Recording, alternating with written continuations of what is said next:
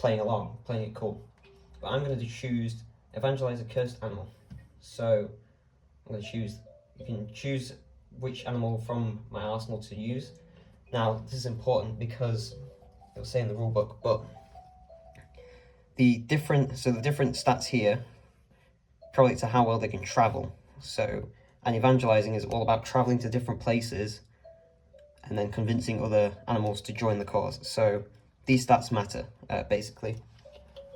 So usually we'd have more, but we only start off with one, so I'm going to choose seagull, obviously. Now the number correlates to distance. So as we can see here, Europe is 3 points away from North America. It is 1 point away from Asia, 0 points away from itself, and then 2 points away from Africa. And that will allow people to recognize the difficulty in where they can go based off the animal they've chosen. So since I'm going to play it safe, I'm just going to go from Europe. Okay, so now this is where the fun part comes. So we get to, it asks me, for the seagulls to successfully preach the gospel of your revolution, you must roll a 3 or higher on the d10. So we grab the d10 dice here, and we have to roll a 3 or higher. 4. Okay, so yeah, we did get that. Woo, yeah, baby! Equal to or higher than 3. Your seagull was able to evangelize a poor wolf from Europe. So we'd go back to the Europe pile and we'd pick up the wolf card. There we go. As such. Cool. Right. End turn. Right, then we're going to go to revolution. Okay, so this is player 2 now. Same sort of thing, 1 animals within 0 divisions across the following regions of North America. What action would you like to choose? We are going to choose play along to show you what that's like. So, these are animals who have just discovered unmatched power of free will, have just decided to eat grass. You receive 1 token, so we then pick up 1 more token for player 2, put it there. The government trusts you 0% more now. That's because they're already at 100% trusting, so you can't really get any higher than 100%. So starting off and then playing along is kind of useless, except for the money, so I don't know about that. Anyway, since all players have had a turn, so it's now round 2. Nothing major happened, so the government still trusts us. We'll start round 2. I'm going to pass the device to animals, which is me, player 1. So we have 2 animals now, so it keeps track of how many animals you've got, which animals you've got, how many divisions you've got, which regions those animals are in. As such, and it keeps track of all the data just so you don't have to keep log of everything or keep more cards than you already have to, or as such, it kind of handles the load of calculating all this stuff. I'm going to launch an attack. I'm going to do it on the government, because it's only round 2. Click to roll available attacks. We are going to organise an animal rights march. Confirm attack. Okay, so since the attacker costs 1 tokens, I'm going to take that from my pile and put that back into the pile as it's asking me to. So, pay my taxes, sir. You've currently appended 0, so now we can add animals to it. So I'm going to add the seagull. Proceed. And then any of these landmarks that we can do it on. So the list of landmarks to execute the animal rights march on. So I'm going to do it on, and we can have a look through these. So as you can see here, all these values, stats mean things. So the loot is useful for if you are robbing it, if you're burglaring it.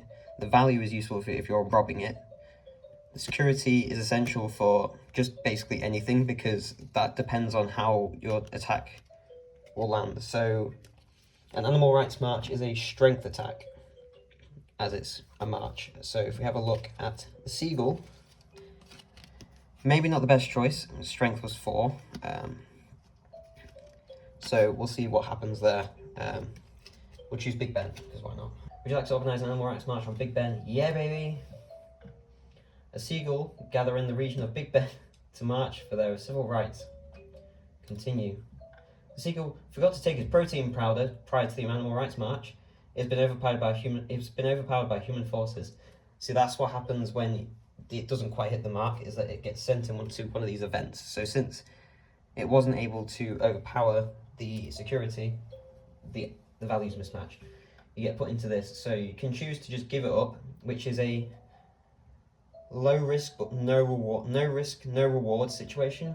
But then this is sort of a higher risk, a higher reward than the other option. So I'm going to do that. In order for the seagulls to sneak out and not compromise the entire animal rights march, we must roll a 5 or higher on the D10. So let's do that. We got a 4, so we didn't get that. Lower than 5, oh man. The animal rights march attempted on Mink Bed has failed spectacularly, alerting the government and costing you your money. Happy face.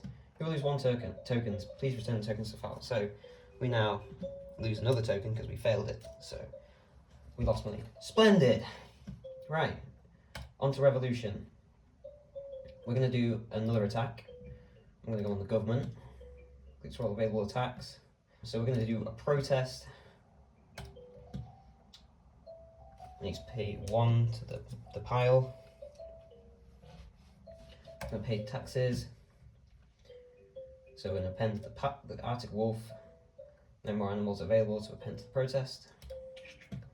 Right, and here we go. So we have basically all of these that we can either choose facilities or landmarks, because a protest can be done at facilities and landmarks.